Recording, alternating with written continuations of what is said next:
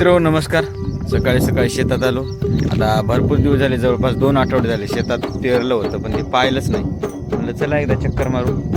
तर आलो, तर चला तुम्हाला दाखवतो शेतात आलंय का नाही व्यवस्थित. तर पूर्वी हे आमचं कुत्रं, त्याचं नाव चेतन, आणि आमचे सरपंच आहेत आतमध्ये.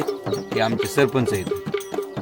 सरपंच म्हणजे एवढे खतरनाक आहेत की कोणालाच जवळपास दरवाजात म्हणजे घराच्या जवळ कोणालाच येऊ देत नाहीत, असे खतरनाक सरपंच आहेत. चला आता इथं सोयाबीन वगैरे आपली निघली का नाही हे दाखवतो तुम्हाला. सोयाबीन कशी निघली अशा पद्धतीत आहे आता निघलेलं. काय होते काय माहिती. आता येळ टाईम आली व्यवस्थित टायमाने जर जसा मोका द्या, पाण्याने जर जसा मोका दिला तर सोयाबीनमध्ये हात मारले जाते. पण आता हे जेमतेम जेवण हे वाढल्या जाते आणि खायच्या टायमालाच काहीतरी प्रॉब्लेम येते.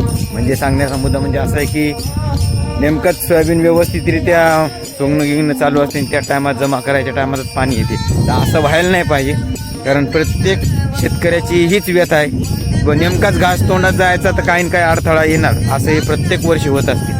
तर असं काय व्हायला नाही पाहिजे. तर चला एखाद्या नवीन व्हिडिओमध्ये भेटू. तोपर्यंत ta-ta bye bye. Take care, स्वतःची काळजी घ्या. Bye bye.